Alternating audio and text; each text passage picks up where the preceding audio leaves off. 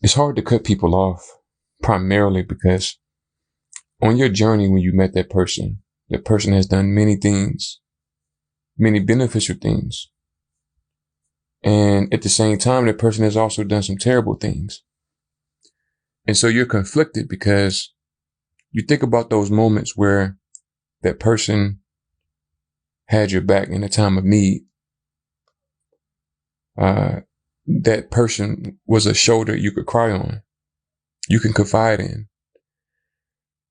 But at the same time, that person stabbed you in the back. And so you're at your breaking point where you want to detach from that person, but you find yourself struggling. And the reason why you will forever struggle when it comes to making a decision, when you meet people who do good and bad things, is because those people are at war with themselves. They don't understand the science of the body. The body is flawed for a divine reason. And the reason why it's a divine reason is because the one who controls the body, the real you see, it's like a car. A car is a car. It's a vehicle of transportation, but it has to have a driver. The one who manifested through the womb of your mother, who occupied a physical body to experience this experience, must take full control over the body. You must master your flesh.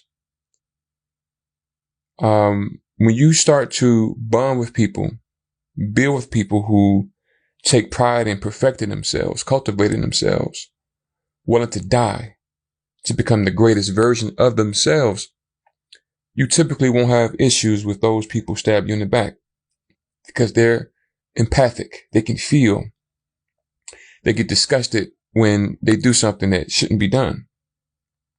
Although that is a minority on the planet, those beings exist. Those beings exist because they wanted to exist in this realm, in this experience, to place themselves in an obstacle course that would develop them. These are highly evolved beings who know that this life is very beautiful and very strategically structured in a way where it's for your betterment. And those that suffer are those that don't understand the mechanics of this life. So yes, my beautiful people, many of you listening right now have a hard time with cutting people off because you think about the good and the bad. But remember, when you go to the scriptures teach that all good trees produce good fruit. All bad trees produce bad fruit. It's impossible for a good tree to produce bad fruit and a bad tree to produce good fruit. In other words, there's no in between. In other words, you can't say, hey, I got your back on Monday, but I'm going to stab in the back on Tuesday. You see, you can't say, hey, you're a vegan on Monday, but then you're eating flesh on Tuesday. There's no in between. And so you don't want to bond with in between beings. You want to bond with those that take pride in cultivating their inner energies, who take pride into mastering their body. See, all of this talk about you're not perfect. You're born into sin. Yes, you're born into a system or mathematical matrix that binds you to this particular experience for a reason. And although you may have ancestors who came before you who have played a part in your DNA, you may have grew up a certain way when we deal with epigenetics, when your environment molds you to a degree. All of these factors create a very interesting vessel. But you, the one that comes from God, must take full control over that vessel. And it's almost like when you look at the being known as Jesus, how he was being facetious when he was basically saying, aren't ye gods? Isn't it written in your scriptures? So if it's written in your scriptures, how you mad at me when I say I'm God? You see, all of you are gods in the flesh, meaning you're not Almighty God, but because you come from God and there's nothing separate from God, all is one. Those that study know that science. You realize that you're a piece of God. That essence, that spark, that flame, that divinity comes from something great. You come from greatness. And so once you understand that, matter of fact, I'll give you an analogy. It's like if you go to the ocean and you take a cup and you scoop the liquid, And when you look at the liquid in the cup, although it came from the ocean, technically it's the ocean, but it's not the ocean, meaning it doesn't become the ocean until it reunites with the ocean. It doesn't have the full power. Think about how powerful the ocean is. It doesn't have the full power of the ocean until that liquid in the cup reunites with the ocean. But yes, it does come from the ocean. So yes, you do come from God. You're not the Almighty God. You can't create no sun out of thin air. Can't create no moon out of thin air. But you do come from that, the one that is responsible for many. So in closing, find people who are perfectionists.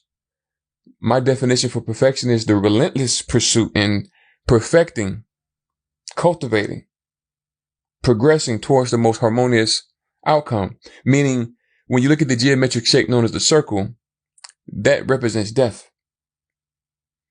But if we talk about the universe expanding the way that man teaches, there has to be a geometric shape that will represent expansion, growth. So it would be a geometric shape that is synonymous with the circle to deal with the cycle, but it has an opening, a microscopic opening that allows other circles to form. And when you look at the Olympic rings, the reason why other circles can form within other circles is because there's an opening. And that geometric shape represents the continuum, the expansion, not the closed circle. Closed circle represents death, and there's no such thing as death. Death is an illusion. Death is a humanly concept that describes the state of transition. If I eat an apple, throw an apple on the ground, one group of organisms will break the apple down. Another group will recognize the codes left over from the first group to signify that it's their time to come down and break the apple down until it's no longer there. The apple didn't die, just transformed from one state to another state by way of other beings facilitating that process. So I'm gonna leave you with this. If you resonate with the teachings, my teachings that have been inspired by the Most High, I wrote a tremendous book, one of the greatest books ever written in the history of humanity. This book is called Only the Truth Can Set You Free, the Newest Testament. We have the Old Testament, the New Testament. This is the newest testament. It is giving you the divine instructions to take your being to the highest level. I'm going deep into mind work, mental work, breath work, physical work, etc. The key to life is to understand righteousness is the only way. It's about drinking the right water, eating the right food, having the right thoughts, doing the right things. Once you understand this formula, it will take your being to the highest level. Once you learn how to breathe right, once you learn how to tap in on the highest level, you will see a difference in your power. You will understand, you will bear witness to why you come from the greatest. So if you want to check out this book, it's called onlythetruth.one. That's the website. I control everything.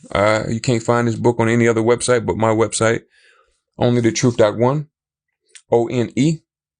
Not .com, but O-N-E, one. Onlythetruth.one.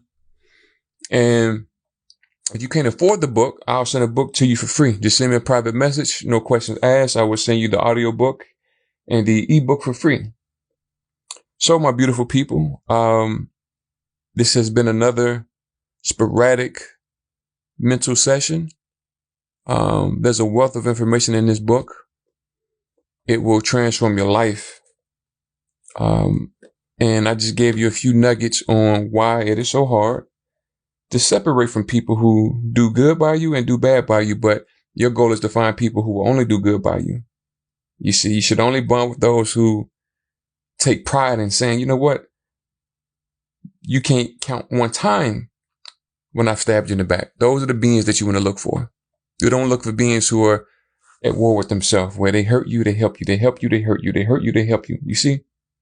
Let those beings go until they find their way and understand who they are. May these words strengthen you, edify you, bless you. All praises to the Most High. Peace.